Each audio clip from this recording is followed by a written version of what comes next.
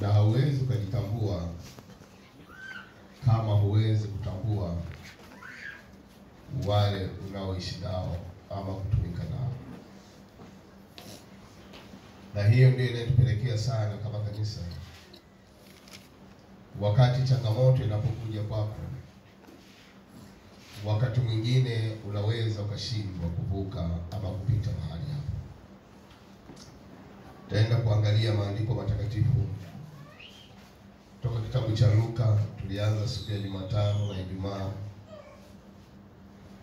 na leo tutaangalia andiko letu hilo la msingi,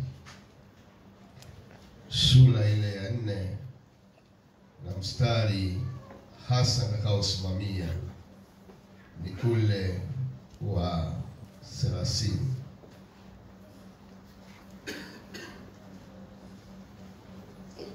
Sura ya 4 na mstari asieta kidogo, na mstari takaosimamia ni ule wa 30. Asante. Lakini ili upate picha kamili, tuanze mstari wa 18. Biblia inasema, Roho wa Bwana yu juu yangu, kwa maana amenitia mafuta kuwahubiri maskini habari njema. Amenituma kuwatangazia wafungwa kufunguliwa kwao, na vipofu kupata kuona tena, kuwaacha huru walioteswa au waliosetwa, na kutangaza mwaka wa Bwana uliokubalika. Akakifunga chuo, akamrudishia mtumishi. Akaketi na watu wote waliokuwamo katika sinagogi wakamkazia macho. Akaanza kuwaambia, leo maandiko haya yametimia masikioni mwenu. Wakamshuhudia wote wakistaajabia maneno ya neema yaliyotoka kinywani mwake, wakisema, huyu siye mwana wa Yusufu? Akawaambia, hapana shaka mtaniambia methali hii, tabibu iponye nafsi yako. Tabibu iponye nafsi yako. Mambo yote tuliyoyasikia kwamba yametendeka Kapernaumu, yatende na hapa pia katika nchi yako mwenyewe. Akasema, amini nawaambia ya kwamba hakuna nabii mwenye kukubaliwa katika nchi yake mwenyewe. Lakini kwa hakika nawaambia, palikuwa na wajane wengi katika nchi ya Israeli zamani za Elia, wakati mbingu zilipofungwa miaka 3 na miezi 6,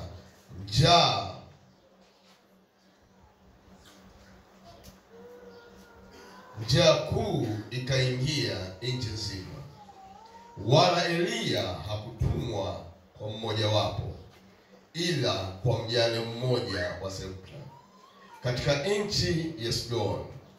Tena palikuwa na wenye ukoma wengi katika Israeli zamani za nabii Elisha, wala hapakuwa aliyetakaswa ila Naamani mtu wa Shamu. Wakajaa ghadhabu wote waliokuwa katika sinagogi walipoyasikia hayo. Wakaondoka wakamtoa nje ya mji, wakampeleka mpaka ukingo wa kilima ambacho mji wao umejengwa juu yake, wapate kumtupa chini. Lakini yeye alipita katikati yao akaenda zake. Huo ndio mstari ambao ninataka nisimamie asubuhi ya leo. Wapendwa, habari hizi ambazo tumezisoma hapa ni habari za Yesu Kristo miaka 2000 iliyopita, akiwa duniani akitumika kila mahali. Na kila mahali alipokuwa akipita, miujiza mbalimbali, watu walikuwa wakiokolewa na watu walikuwa wakimgeukia kumgeukia Yesu waliendelea kuwa wengi. Na hata ikatokea siku moja akaingia katika sinagogi na akakitwaa kile chuo cha nabii Isaya. Na aliposoma yale maandiko, wale waliokuwemo katika lile sinagogi wakastaajabu hekima iliyokuwemo ndani ya Yesu Kristo. Lakini pamoja na kustaajabu, inaonyesha kwamba bado walikuwa na mashaka matendo makuu yaliyotendeka kutoka kwa Yesu. Wakajaribu kumuuliza kwamba mbona hapa hatuyaoni, tunataka ututendee hayo matendo. Kitu ambacho natamani tujifunze kama kanisa pia asubuhi ya leo. Kumbuka kazi zile alizozifanya Yesu ndizo alizotuachia sisi kama kanisa la leo na kama washirika wa leo, ambazo tunapaswa tuweze kuzitenda huko tunakoishi ama kwenye miji yetu, kwa maana ya kuliinua jina hili la Yesu Kristo. Na bila shaka yale yaliyotokea kwa Yesu, visa vikaanza na hatimaye walitaka kumuua Yesu kwa kumtupa, kwa kumpandisha juu ya kinara cha nyumba na wamtupe chini ili hapo. Lakini Biblia inasema wakati walipopanga zile njama, Yesu akapita katikati yao. Na Biblia asubuhi ya leo nina habari njema kwako, kwamba bila shaka tunapomtumikia huyu Yesu wetu, napenda nikupe tahadhari mapema, vita vitakuja juu yako. Lakini vile vita vitakapokuja juu yako usiogope. Maana kazi unayoifanya haufanyi ya kwako, unaifanya ni ya Yesu. Na kama ni ya Yesu, Yesu yuko pamoja na wewe. Kama yule Mungu aliyemtokelezea Yesu akapita katikati yao, ndivyo ilivyo na wewe utapita katikati yao. Amina. Amina watakatifu. Amen. Nilizungumza Jumatano na Ijumaa kwamba tunajifunza kama mambo machache. Kwanza, katika maeneo kwa maana ya ushemasi tunakoishi kule.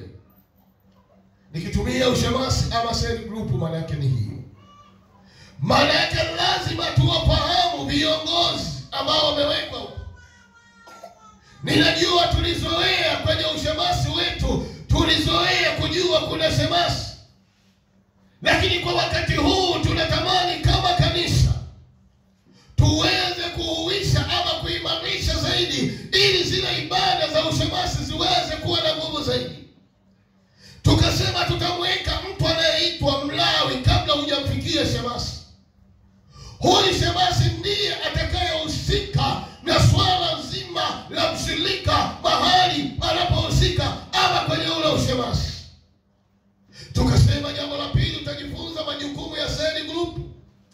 Lakini jukumu la tatu tutajifunza majukumu ya kiongozi wa hiyo seli. Kazi yake ni nini? Lakini tukasema jambo la nne, Mungu akipenda, tutaangalia sifa za kiongozi. Unaweza ukajiuliza asubuhi ya leo, mbona mambo haya ilipaswa wajifunze viongozi peke yao? Nilizungumza siku ya Ijumaa na Jumatano kwamba kanisa letu limewekwa katika mtindo wa kila mmoja kuwa kiongozi, kwa maana tunapokezana vijiti. Na ndiyo sababu tunataka tuimarishe zile ibada za zooni ama za ushemasi kule chini. Ni vizuri na wewe mshirika ukajua haya mambo yanatendekaje, haya mambo yanaendeshwaje. Amina watakatifu. Maana iko shida nyakati za leo. Inaweza kiongozi akawa amejitambua, lakini huyu mshirika anayetakiwa ahudumiwe anaweza asijitambue na akajikuta anaishi yeye kama yeye, na amesahau kana kwamba kuna ndugu zake ambao wameokolewa katika jina la Yesu. Nilizungumza Jumatano kwamba cell group ni kundi dogo la kiushirika lenye washirika kati ya 6 ama 7 chini ya kiongozi wa hiyo seli. Tunaposema washirika chini ya 6 ama 7, maana yake ni kwamba tutachukua kati ya nyumba 6 ama 7, hao wataunda ushirika wao mahali hapo. Kwa nini waunda ushirika wao? Wanaunda ushirika wao kwanza wafahamiane. Tutaangalia huko mbele. Leo hii tunaweza tukawa na washirika wako wengi tunaishi nao huko mitaani, lakini hajui yuko kwenye ushirika wa aina gani. Wala anaweza asimjue shemasi, wala huyu Lawi anaweza asiujue. Nikazungumza kwamba zima ama makusudi ya Cell Group Z. Amina watakatifu. Tukasema jambo la mojawapo la kwanza ni kuwafanya hawa washirika wa kanisa la Nia Njema wawe karibu zaidi wao kwa ajili ya kihuduma ama kuhudumiana wao kwa wao. Ndiyo shabaha yetu ya kwanza, ndiyo kusudi letu la kwanza. Tunatamani wawe karibu, iwe rahisi kuhudumiana wao kwa wao ama kujaliana wao kwa wao katika lile eneo ambalo wanaishi. Bila shaka asubuhi hii ya leo hata tungesimamisha kuna mshirika mmoja ama wawili, wanaweza wasijue wako chini ya Cell Group gani, wako chini ya ushemasi gani. Kwa hiyo napenda nikualike tujifunze kwa pamoja. Kusudi la pili tulisema kuwafanya washirika wapendane, na sio kupendana tu, kuwajibikiana, yani kutatua changamoto za miongoni mwao kwa haraka na kwa wakati zaidi. Ule ushirika nataka niwatie moyo, hauanzie hapa kanisani, lazima uanzie huko tunakoishi. Amina watakatifu. Na huko tunakoishi wapendwa, ndiko kwenye changamoto, ndiko kwenye vita, ndiko kwenye majaribu. Lakini tukija hapa mpendwa, umeingia umekaa kwenye kiti umetoka. Amina watakatifu. Na kwa sababu vita viko huko tunakoishi, sisi tunaamini yule aliyempitisha Yesu katikati ya wale watu, na sisi atakuwa pamoja na sisi. Tutapita katikati yao. Haleluya. Kusudi la tatu, kurahisisha upatikanaji wa taarifa. Nakimbia haraka kwa sababu ni marudio. Kurahisisha upatikanaji wa taarifa kuhusu mshirika kwa wepesi na kwa wakati zaidi. Naomba kanisa nizungumze na wewe tena. Lengo la shemasi, lengo la Cell Group, tunalenga kwa maslahi ya kwako wewe kama mshirika wa kanisa la Nia Njema. Iwe rahisi kupata taarifa zako. Uko wapi na unafanya nini? Mara nyingi mshirika anaweza kapatwa na tatizo, kanisa kupata taarifa inachukua muda. Wakati mwingine inachukua muda, huyu mshirika ameondoka kama yeye hakuna mtu mwenye taarifa za habari zake. Lakini sisi kama kanisa la mahali pamoja tunataka tudumishe ushirika wetu kuanzia huko kwenye Cell Group. Hello? Kwa bahati mbaya nilikuwa napewa ushuhuda mahali fulani. Zile ibada za ushemasi nasikia wengi wanaohudhuria ni kina mama, kina baba hatuhudhurii. Sasa kama isivyo Mungu, zile ni ibada kama ibada ya hapa. Amina watakatifu. Ni ibada kama ibada ya kanisani. Ili utambuliwa vizuri, ili uhudumiwa vizuri hata kanisani, unaanzia kule kwenye ushemasi, kwenye Cell Group zetu. Jamani, jina la Bwana libarikiwe. Kusudi la nne nikasema kumfanya mshirika apate huduma ya kiongozi, yani wa kanisa, wakati wowote kupitia channel ya kiongozi wa Cell Group. Maana yake huyu mtu ana shida, atampataje huyo kiongozi? Wala hilo lisilo tatizo, anaanzia hapo hapo alipo, atapata mawasiliano yaliyo mazuri. Anapopata mawasiliano ya kiongozi wa Cell Group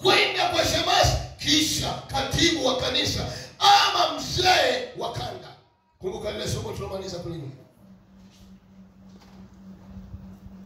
Linapofika kwa katibu wa kanisa ama kwa mzee wa kanda, maana yake limefika kwenye maongozi ya juu. Maana yake hadi hapo huyu mshirika wa kanisa na nia njema, kama ni changamoto, haitakuwa ya peke yake, bali itakuwa ni ya kanisa lote. Amina watakatifu. Maana yake tutabebeana, maana yake tutachukuliana. Kusudi la 5 nilisema kukuza ushirika wa kanisa kupitia nyumba kwa nyumba ama nyumba na familia zilizo jirani. Tunaposema kukuza ushirika, niombe asubuhi hii ya leo kama kanisa, wapendwa, kuna mambo ya kimsingi, kuna mambo ya kiadili. Tusipoangalia kanisa tunapoteza ule ushirika. Leo hii tutafanana kama na makanisa ya mjini. Mtu anaingia kanisani anaondoka, wala hujui anaishi wapi. Wapendwa, tusifike huko.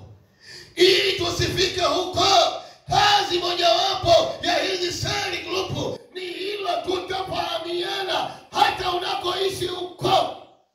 Amen. Jina la Bwana libarikiwe. Kusudi la 6 nilisema kukuza urafiki wa familia na jirani, wa familia jirani za kanisa. Moja, kwa kupitia kukutana mara kwa mara katika sala. Tunaposema kukuza ushirika wa kanisa na familia jirani, maana yake familia ambazo hazijaokoka tunazo kule, tunakuza ushirika kupitia kanisa. Amina watakatifu. Amina watakatifu. Amina watakatifu. Amina watakatifu. Jina la Bwana na libarikiwe. Kusudi la 7 sifafanui sana, maana ni marudio. Aliyekwambia usije Jumatano Ijumaa na kupa pole. Kusudi la 7 ni kwamba kukuza ibada zenye nguvu za familia za kanisa, hasa wanapokutana nyumba kwa nyumba za jirani, kwa kusoma neno, kwa kuomba pamoja na kujadili maagizo ya kanisa. Kazi moja wapo itakuwa ni hiyo. Wanapojadili mambo ya kanisa, kuna matangazo mengine yatapungua, hayatatangazwa hapa kanisani. Maana yatakuwa yamejadiliwa huko, yametangazwa kwa kina huko. Hata kama kuna mama michango tayari wamepokea huko, yule kiongozi anawakilisha hapa kanisani, baba fulani ametoa. Bwana atusaidie sana. Kusudi la 8. La 8 ni hiyo. Kusudi la 8 ni kuimarisha mahusiano kwa maana ya mapendano na usalama wa kiroho wa mshirika kwenye nyumba zao ama mitaa yao. Tunataka tuimarishe ushirikiano miongoni mwetu kama washirika tuliokoka. Jumatano niliwatania kidogo, na mimi leo naomba niwatanie tena. Nikasema shida ya kwanza inaanzia kwa wazee wa kanisa, hawana ushirikiano kama wao. Sasa mafuta yaliyoko juu, natoa mfano. Mafuta yaliyoko juu yanaweza yakatiririka chini. Na sisi huku chini kila mtu na zake.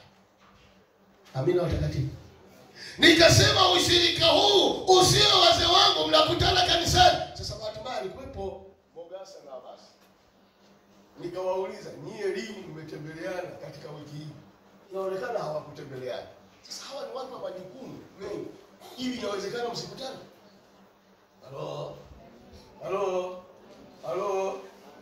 Mimi ni mshukuru wa Mosi, huko nyuma alifanya tendo moja, akawaita wazee, miongoni mwao mzee hai. Ndicho ninachotaka Mungu. Ndicho ninachotaka. Tusiwe kama Mafarisayo wanafiki tu mdomoni. Tuzungumze na tuingie kwenye matendo. Amen. Wewe ni shahidi, wiki hili linaisha leo. Ni mara ngapi umewapigia simu washirika wenzako unayeabudu nao? Na kama umewapigia, basi jipe hongera. Lakini nikauliza, ni watu wangapi ambao hawajaokoka umewapigia simu ama kuchati nao zaidi ya mara moja? Hicho ni kipimo. Hicho ni kipimo. Sasa tunatamani kama kanisa la mahali pamoja tuwe na shule ya kikanisa, hata watakapotuangalia wajue ya kwamba sisi tuna ushirika. Unajua leo hata ukikutana na mshirika mwenzako njiani, ile kuchangamkiana kidogo sana. Lakini zamani ilikuwa akija mpendwa aliyeokoka, yaani utaongea kuliko hata ndugu yako akikuita. Tunatamani hiyo laza irudi kwenye kanisa hata la sasa. Jamani, jina la Bwana libarikiwe. Maana yake hii inatokana na tabia ya kutembeleana kwenye nyumba kwa nyumba. Tufike mahali azimia. Amina utakatifu. Azimia kwamba tamani kutembelea wenzako bila kujali kwamba umepata nini. Kinachokusukuma ni upendo. Nimekuja niwasalimie. Amen. Yuko kwenye biashara, mfuate hapo, mwambie nimekuja kukusalimia. Mungu akubariki. Naomba nimshukuru Mungu kwa ajili yako. Amina. Amina. Amina. Amina. Amina. Amina.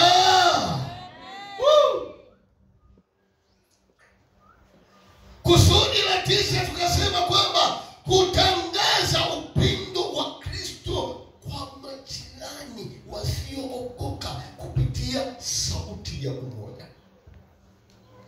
Na mazingira yanapunguza sauti kwa sababu inaendaje huko. Unajua mbinu zetu. Hamna jamani. Kutangaza ushirika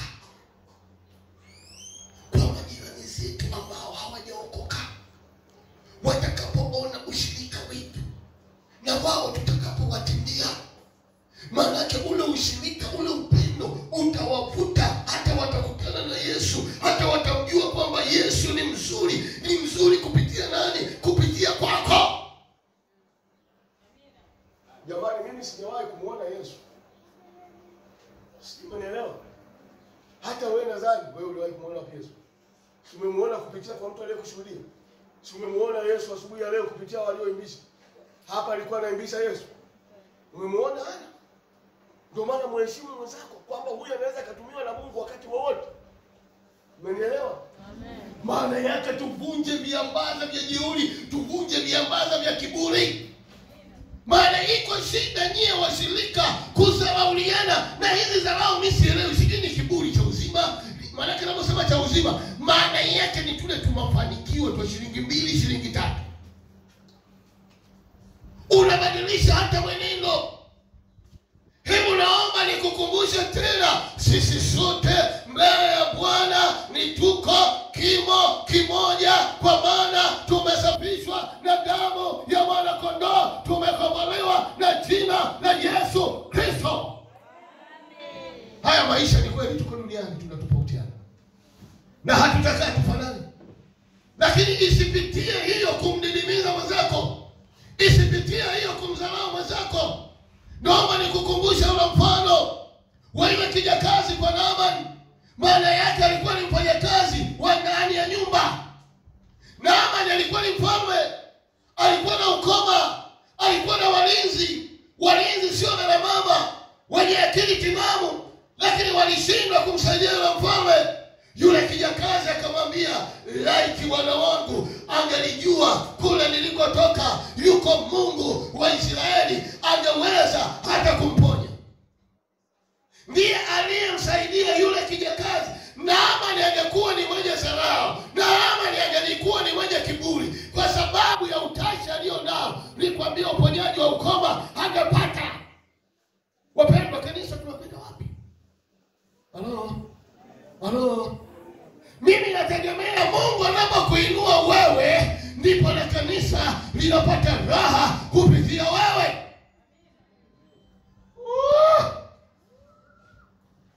Muone kwanza.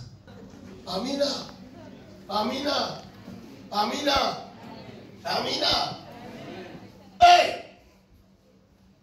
Nauliza siku ya leo.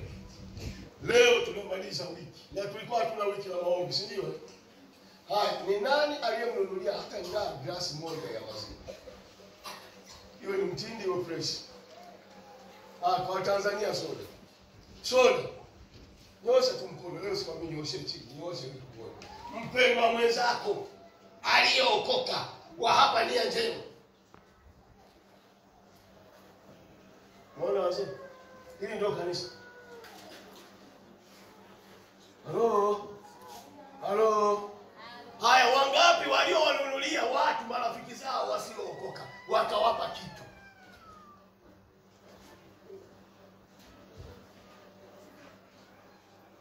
Tusemezane ukweli. Wengine mmewalipia na nauli, wengine mmewatumia na kabocha. Hebu Mungu atusaidie katika maeneo hayo. Nimesema kutangaza upendo wa Kristo kwa majirani wasiookoka kupitia sauti ya umoja, kwa kufanya ibada pamoja, kwa kuomba pamoja, kwa kula chakula pamoja, kwa kushirikiana, kwa kubebeana mizigo katika changamoto. Mambo hayo kama kanisa tukayafahamu hayo, tukatembea nayo, hata tukikutana na changamoto ya aina yoyote tutapita katikati yao. Amina watakatifu.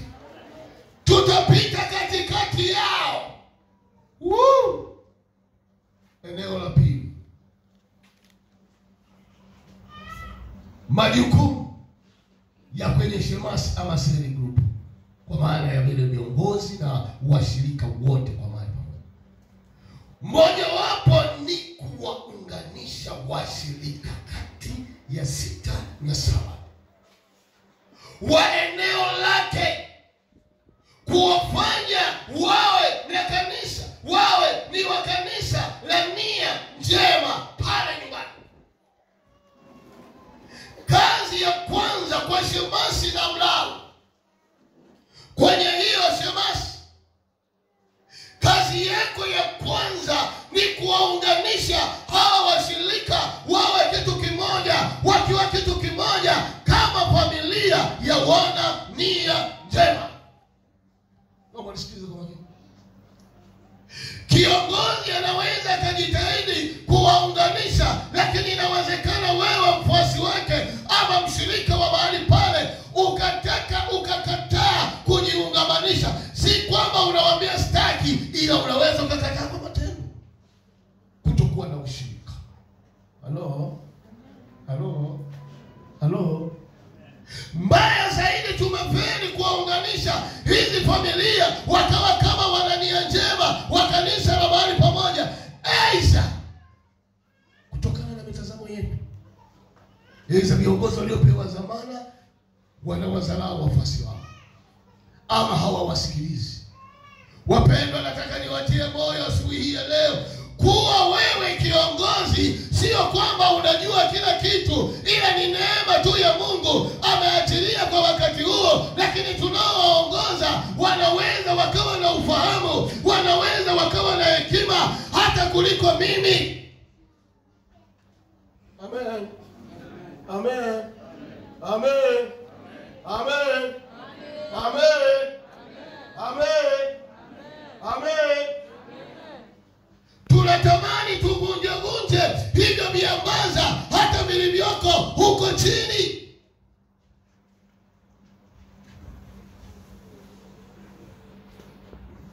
Lakini tu si kuwaunganisha kuwa ni kanisa la Nia Njema la mahali pamoja, lakini kufanya ibada nyumba kwa nyumba kwa zamu, ama kuwa na kituo kilichochaguliwa ambacho mtakuwa nyie mmeelewana.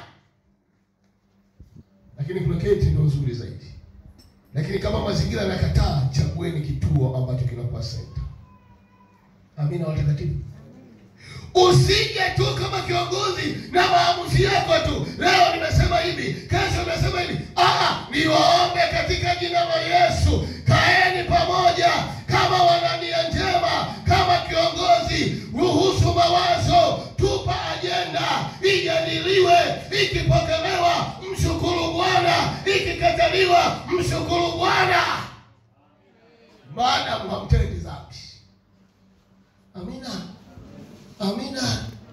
Amina. Amina. Ili hawa watu wajisikie kwamba kweli tuko kwenye kanisa ambalo linatujali, ambalo lina umoja katika jina la Yesu. Amen. Amen.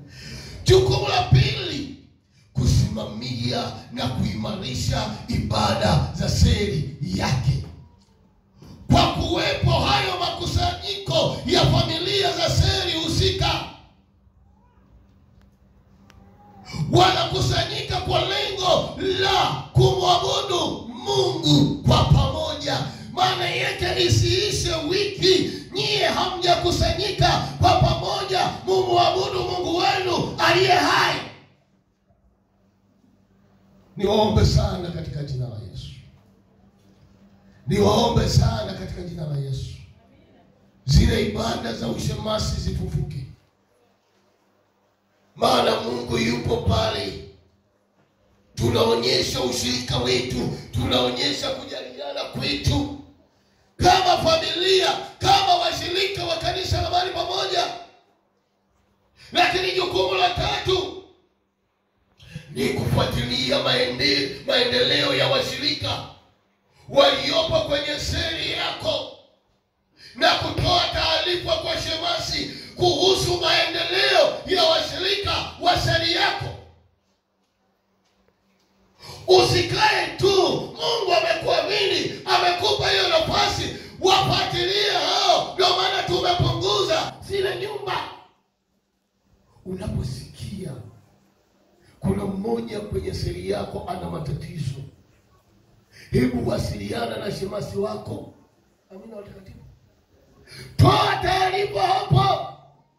Waambie jamani, kuna 1, 2, 3, 4.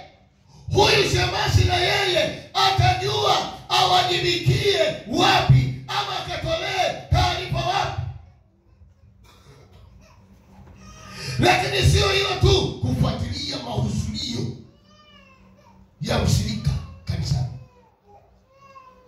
Namna hii tumefika hapa, lazima ujue watu wako wa kwenye seli. Je, wote wamekuja kanisani? Na kama hawakuja, baada ya kutoka hapa, fuatilia kuna shida gani. Amina. Amina.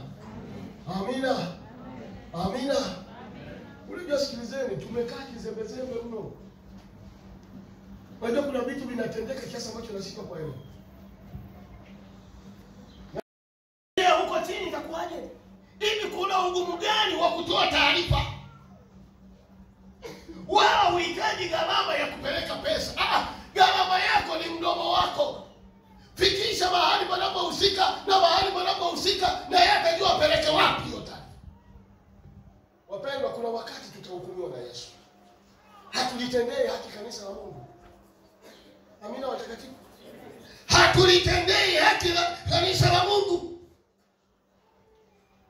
Kwa hiyo wewe uliyepewa dhamana, unapopata tatizo, fikisha taarifa kwa uongozi husika. Amina watakatifu. Amina watakatifu. Amina watakatifu. Fuatilia hayo mahudhurio mpendwa, na wala hunitumikii mimi, unamtumikia Bwana Yesu, na siku moja utatoa hesabu mbele za Mungu wetu aliye hai.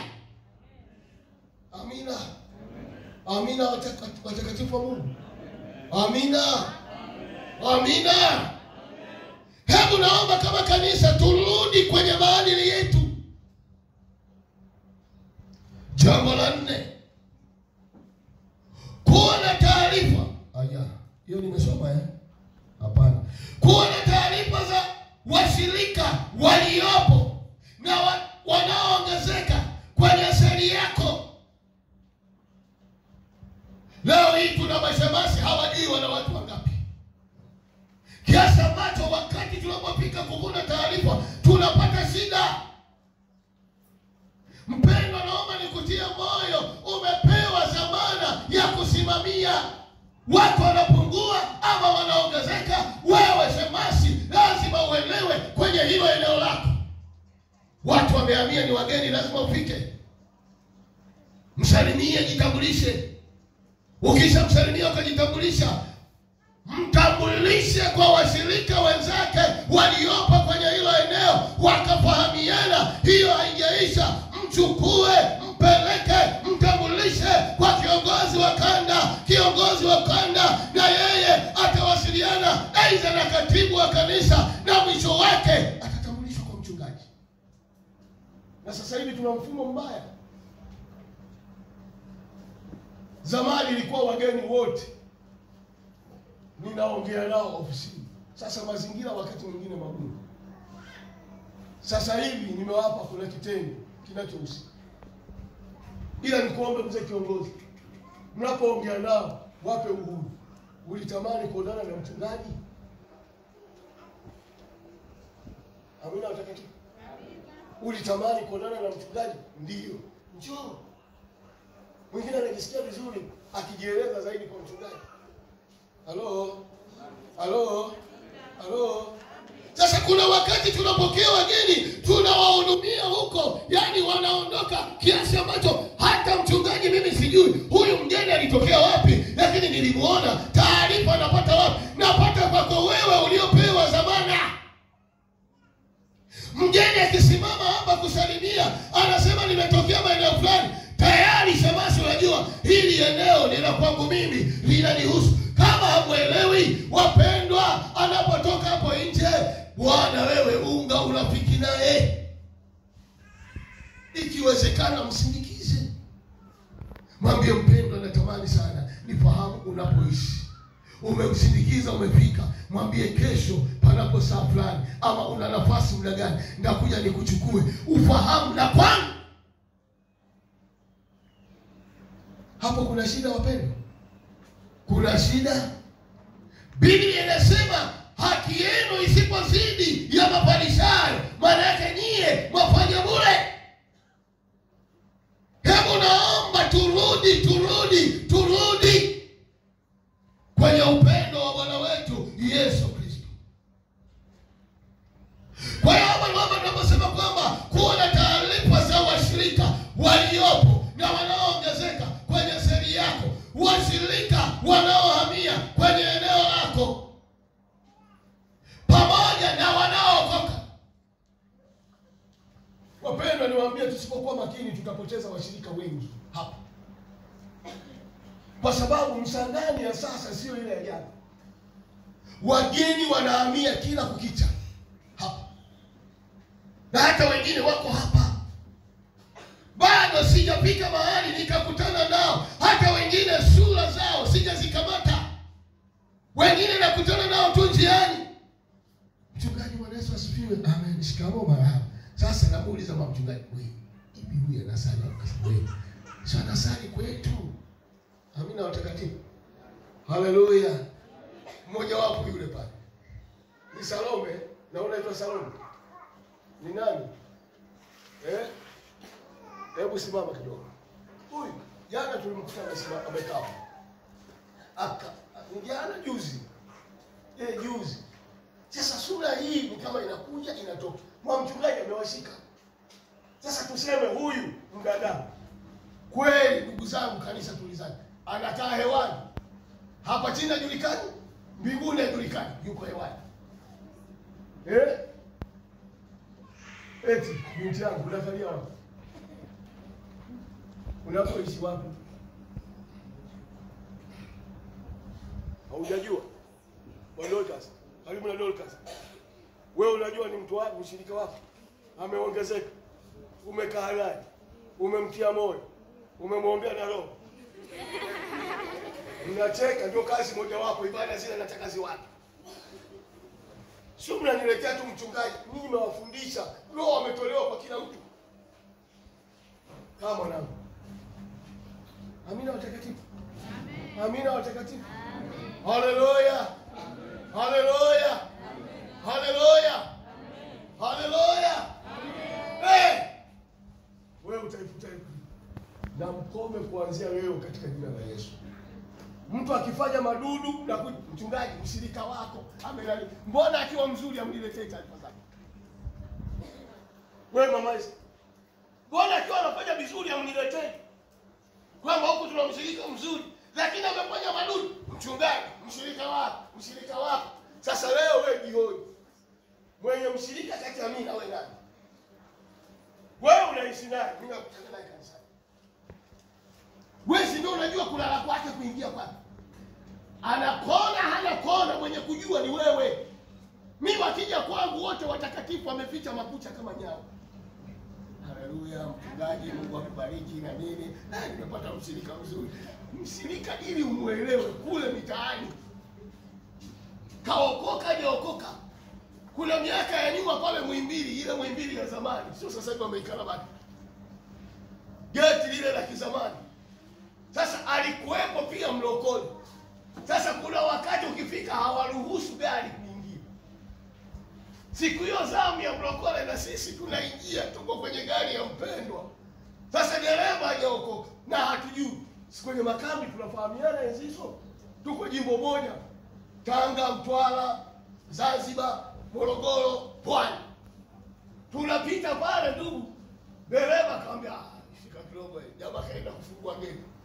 Mlokole hapo yuko kwenye maganda yale ya mgambo. Mlinzi huyo mwaminifu, mlokole anakula rushwa. Nikasema baba mchungaji, inawezekana amempa cheo kule ni shemasi ama ni mzee wa kanisa. Sio, unanielewa? Na mara nyingi madudu yanatendeka kiurahisi huko chini na nyie mnafahamiana. Mimi kwangu naweza nikakusifia hapa, halafu wanawasikia watu. Mchungaji ajui tu. Yule ndio angekuwa anamjua. Sasa ndugu yangu, unasoma hata Biblia. Umuonapo mwenye dhambi anatenda dhambi, ukamwacha usimuone, akifa katika uovu huo, Yesu anasema nitadai damu yako. Sasa wewe unadaiwa damu ya mtoto kufa, umeiangua shilingi ngapi? Umeuza shilingi ngapi? Unajua, achana na mambo ya ufarisayo. Tunatamani hizi ibada zetu zikaimarishwe. Mtu akisema ameokoka kikweli kweli. Haleluya. Aisee, nampenda Yesu. Jukumu la 5 ni kutoa taarifa. Ndio hiyo nilishasoma. Ni kutoa taarifa za mshirika aliyepata changamoto kwa shemasi, ili zifikishwe kwenye ngazi ya kanda au kwa katibu au mzee wa kanda. Mara nyingi taarifa zinapotelea hapo chini. Yesu, Biblia inasema akapita katikati yao, hawakumuona, lakini ukifuatilia wanafunzi wake walijua ameenda wapi, wakamfuata. Amina watakatifu. Wakamfuata Yesu. Leo hii unaweza wewe usiwe na wale jamaa wa sinagogi waliotaka kumwangamiza Yesu. Leo hii masinagogi yako wewe, watu wa sinagogi wanaweza wakawa ni shughuli, wanaweza wakawa mambo mengi, wanaweza yakawa maisha tu. Saizi jua nani atembee. Ni wasihi katika jina la Yesu, rudisha utumishi ambao Mungu ameweka ndani yako.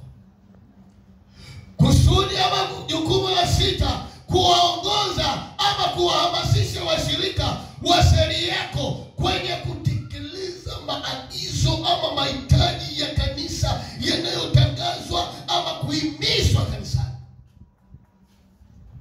Ni jukumu la kuwa kwenye shemasi. Himiza. Kule kwenye ushemasi ni rahisi huyu kujieleza, sio hapa. Jamani, ni wangapi wamemaliza ule mchango wetu ambao tunatangaziwa pale kanisani na viongozi wetu? Mimi nimemaliza. Nadhani mpendo tuko umekwama mahali. Na wewe umekwama kwa kweli. kweli shemasi wangu. Pale ni rahisi kujieleza, si ndio? Shemasi wangu nilitegemea hivi, lakini mambo yamekuwa magumu. Mambo magumu. Mungu atakutokelezea. Jamani, mnasemaje?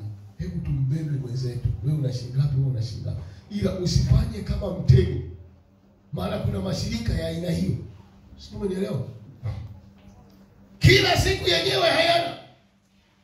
Na ina mifano miwili. Tulipoenda kula Mgata kuhubiri Morogoro, kuna watu walilipiwa nauli hapo.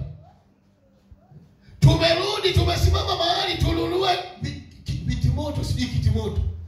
Ndugu na yeye akaanza kununua kitimoto. Kwa sababu hizo tumemchangia nauli. Kama huna uwe huna. Usiyokaa kama rafiki yangu miaka ya nyuma ya 75. Alikuwa anaitwa Hezron Ismail, ni Mmeru mmoja hivi. Sasa tulikuwa tunafanya naye biashara, tunasafiri mikoani kufunga biashara. Sasa yule rafiki yangu, yeye ndio alikuwa wa kwanza kulalamika. Mpendwa, njaa inauma, sasa tutafute hoteli tukale. Sasa mko pamoja, huwezi kusema mimi sina njaa, inabidi mwende hotelini. Sasa mkifika hotelini, shida mimi nakula chakula kilichopoa kidogo. Mwenzangu kala chapuchapu amemaliza. Akimaliza, anakuambia, mpendwa, utalipa hapo. Sasa siku ya kwanza nikalipa. Siku nyingine tena wa kwanza, mpendwa, njaa inauma bwana, twende tukale. Tukaenda. Tunakula yeye kamaliza, sasa mpendwa, hapo utalipa hapo. Sasa na mimi na akili hata kama ni wapole kupitiliza, lakini zinachaji. Huyu jamaa mara ya kwanza, mara ya pili nalipa tu. Siku ya tatu akaniambia tena, mara ya tatu tuseme, mpendwa, njaa inauma. Nikamwambia bwana, leo mimi sisikii kula. Maana nikaona ujinga huu mimi wa kulipaga kila siku, wote tunatafuta. Hapana. Sasa mpendwa, unajua kwa nini msile saizi? Akanipeleka maneno mengi. Lakini leo sitakula. Sasa nilichokosea nikamwambia, sasa basi bwana, chakula pamoja ndio kitamu. Kwa hiyo akaahirisha. Ndugu, tulipoenda mchezo ule nikalipa. Sasa kanda ya Iringa hadi akwambie ujue amekuvumilia. Sio mwepesi wa kubwatuka. Wenzetu wa Nyakyusa wako transparent, wako wazi, ukikosea hapo. Lakini sio wahe. Hataendelea na kusoma. Sasa na mimi siku hiyo na mimi nikabidi nigangamane. Ambia mpendwa, unafanya biashara na mimi nafanya biashara. Unatafuta faida na mimi natafuta faida. Hebu hesabu siku zote na kununulia tu mimi ndugu yangu. Wewe kwani hela huwa upate faida? Una bwana, mimi nimeona wewe bwana, wewe una matumizi mengi. Kama sina matumizi mengi, wewe una matumizi mengi. Yeye hajaoa na mimi sijaoa. Nikamwambia sio vizuri. Ikabidi nimweke sawa sawa. Sasa ninavyozungumza hili, kuna watu huko kwenye seli. Baba mchungaji alisema tubebeane mizigo. Sasa kila siku unabebeana mizigo tu. Na wewe siku nyingine beba mzigo wenzako. Umenielewa? Umenunuliwa mara ya kwanza Pepsi kisoda, umenunuliwa mara ya pili maziwa, umenunuliwa mara ya tatu na nini? Asikilimu ni nini kwako? Hisi sijui nini. Hizo za kufyonza. Na msifyonze barabarani, kaa pale ndani. Unaponunuliwa, naomba mpendwa, kama umeokoka, uiwa moyoni kwamba Mungu leo sina lakini amenifadhili. Na mimi wewe Mungu wewe, zikinitokelezea siku hiyo. Ndugu, hata kama yuko mbali, tapiga simu. Mama ya haya, uko wapi mpendwa? Ila mwanaume pigia mwanaume mwenzio. Mwanamke pigia simu mwanamke mwenzako. Mdada pigia simu dada mwenzako. Lakini hata mama unaweza kumpigia. Sawa sawa. Uko wapi mpendwa, sijakuona na shida na wewe. Wewe bwana uko wapi wewe? Na mama ya haya ukimwambia una shida na wewe, haraka huyo akinaomba hizo habari za siku nyingi. Yaani namshukuru Mungu, wewe acha tu. Hebu tuingie kwanza hapa. Wewe leta njoo leta hapa. Unapenda nini? Mpe uhuru, mwambie ajichagulie. Maana yake na wewe unalipa fadhili. Sijui fadhila, sijui ni nini kinyamkono hicho. Ili ule ushirika wenu unoge na kupendeza katika jina la Yesu. Amina. Amina. Amina. Amina. Amina. Jirani yako unakuta amefikiwa na mgeni mama yake. Sio la marafiki. Yule mgeni hajui sura ya kweli. Mwambie naomba wageni wako nikuombe Jumamosi waje nyumbani jioni tule pamoja chakula. Sinaleta waje. Mgeni yule akitoka atasema yani wale wanaopendwa sio kawaida. Lakini hiyo siku hizi haipo. Kwa nini? Halo? Halo? Halo? Halo? Lakini pia niwaombe tunapofanya huo ukarimu, elewa kama ni kula, kama ni kunywa, hatuli ili tushibe, tunakula ili tuishi. Hivi unaelewa maana yake tofauti? Kuna watu wanakula hadi ashibe kitumbo nde. Kuna wakati tunakula ili tuishi. Ndio kimsingi. Ndio maana tunashindwa hata kuweka budget sababu ya chakula. Ukiwepo ubwabwa jamaa anajaza ng'ombe sasa hivi. Kuwepa kwa kidogo unakula ili uishi, sio ushibe. Amen. Hiyo ni maana hiyo. Nielewe. Maana wewe uliyemkaribisha umeenda kwa huyu. Sasa hivi ni kisasa. Hiyo nayo elimu. Ukienda angaliaga ugali au bwabwa ulioweka kwenye poti, hii familia ina watu wangapi? Ukidikua mno kuna watu watalala na njaa. Hata mboga usijizolee kama Masai. Maana Masai yeye anamchaga. Hali ugali anakula mboga. Nilimuuliza mmoja, tuchome nyama ishe, tule na ugali kabla. Nyama zinaiva jamaa anakula. Kabla anakuwa kula nyama bila ndani ugali haujaje. Asema ugali utakuta nyama huko ndani. Baadaye umekuja ugali naona anaweka kwenye chumbi anakula sema mboga ilishakwambia isije. Nenda na mazingira. Amen. Amina. Amina. Amina. Amina. Nikupe hekima nyingine. Umeenda pale akamwambia mpendwa, hivi unapenda? Napenda. Nenda kachukue. Ukienda usipapatue vyote, chukua kidogo. Ili aseme mwenyewe ongeza. Akisema ongeza, unajua akikwambia chukua mwenyewe kuna mtego. Unaweza ukazidisha alafu kaharibu la. Ukichukua kidogo kidogo bora akuzolee yeye mwenyewe pale. Nafsi yake ifurahi. Nia mkula na sipo. Halo? Halo? Halo? Halo? Halo? Ndilo ambalo kanisa letu tunataka liwe na namna hiyo kuanzia kwenye huo ushemasi. Bwana atusaidie. Bwana atuponye. Amina watakatifu. Haleluya. Lakini kuhimiza na kuimarisha ushirika wa kanisa wenye nguvu kwenye seli yako kupitia washirika. Tunaimarishaje? Tutaimarisha kwa kuabudu, tutaimarisha kwa kuomba, tutaimarisha kwa kutembeleana na kula pamoja na kunywa pamoja. Hilo nalo lina kiroho. Hilo nalo lina kiroho. Jukumu la 8 ni kuwaongoza washirika kufanya ushuhudiaji kwa ajili ya kuzalisha seli nyingine ama kuzalisha ushemasi mwingine. Na hapa tunaenda kukatakata zile shemasi. Wewe shemasi yako ukikuta haijakatwa ujue ukuzalisha. Simeona hata section zimekatwa sasa hivi. Simeona hata majimbo yamekatwa. Maana yake yanaongezeka na kwenye kanisa la mahali pamoja. Maana yake tamani kuona ule ushemasi unaongezeka kila kunapokucha. Amen. Ambacho tunaweza kusema ni kiashiria cha ukuaji wa kanisa na ushemasi au seli. Na kutimiza lile agizo kuu sawa na mpango kazi wetu wa kanisa. Tumekusudia, tumewekea maazimio kwamba mwaka huu tunapomaliza tuwe washirika kadhaa. Na wewe kwenye seli ya kwako una nyumba 6. Mwambie Mungu, hadi tunamaliza ziongezeke nyumba 6 nyingine. Maana yake kila nyumba izae nyumba nyingine. Weka hilo azimio. Weka huo mkakati. Amen. Amen. Amina.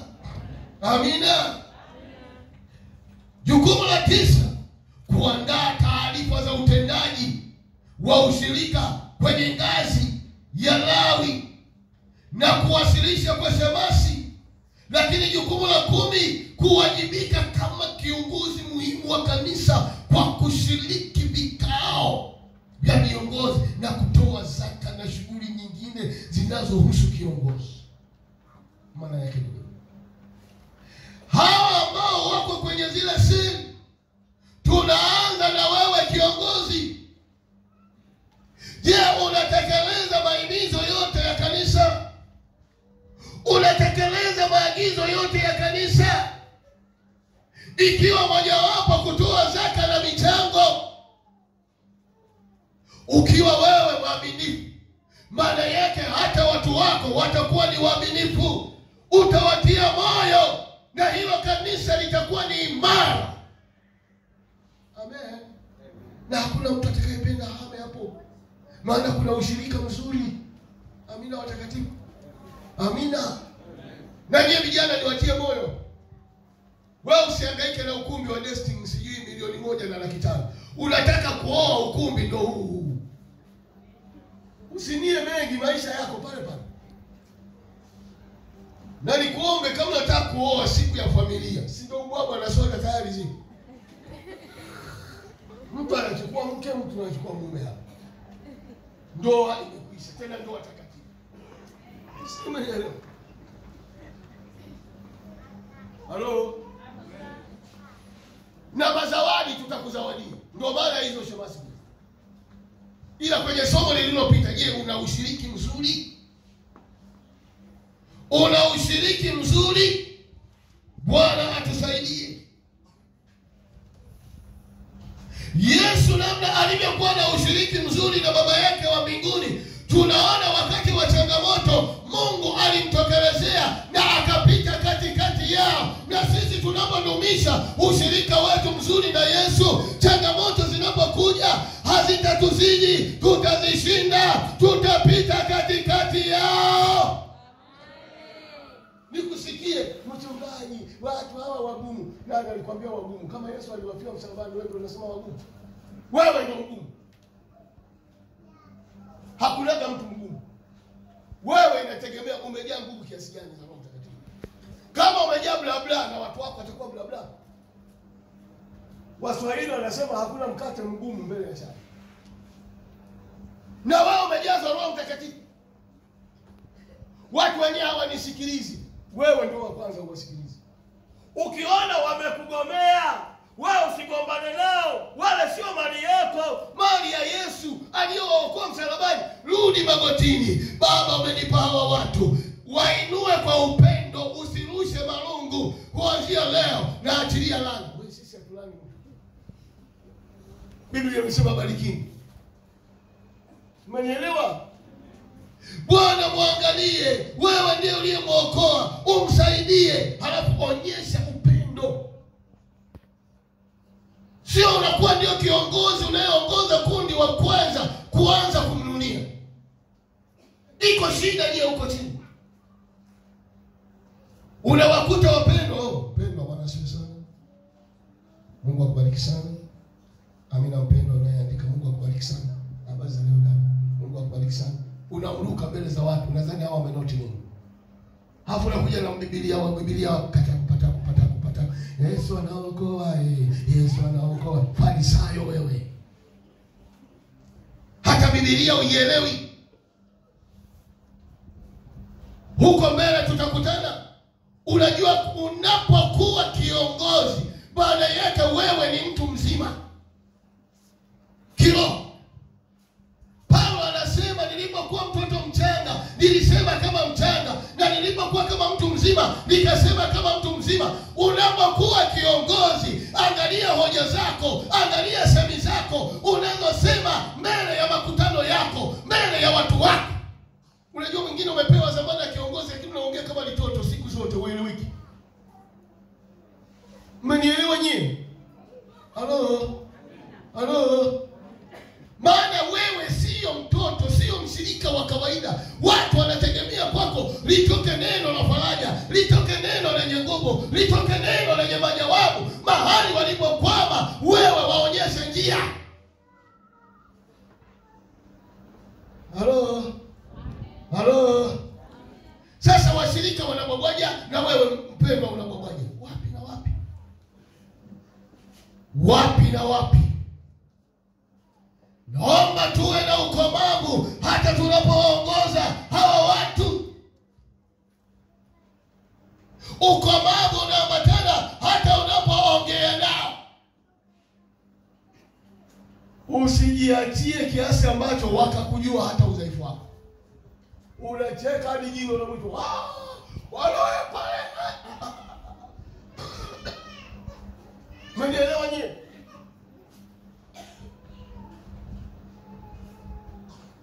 Lakini kama kiongozi, jenga mahusiano na viongozi wenzako. Wewe kama ni mzee wa kanisa, kuwa karibu na wazee wenzako. Wewe kama ni shemasi, kuwa karibu na mashemasi wenzako. Kama ni kiongozi wa idara, kuwa karibu na viongozi wenzako wa idara. Magari hayatagongana. Halo?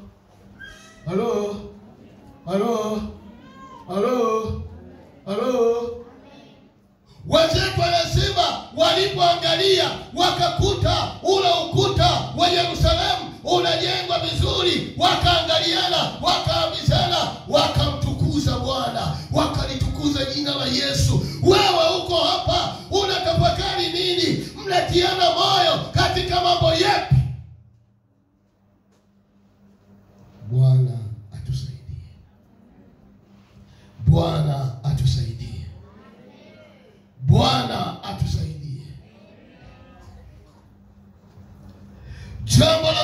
Jambo la 10 nimeshasema. Ndio. Asante sana. Wapendwa, tuliopewa sisi zamana kama viongozi.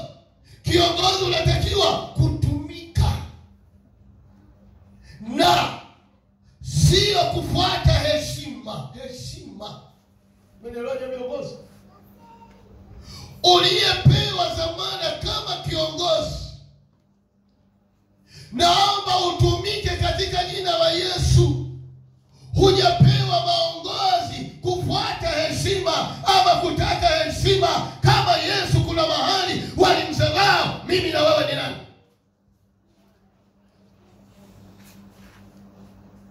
Unajua saa nyingine mnajitetea kweli. Nasimama hapa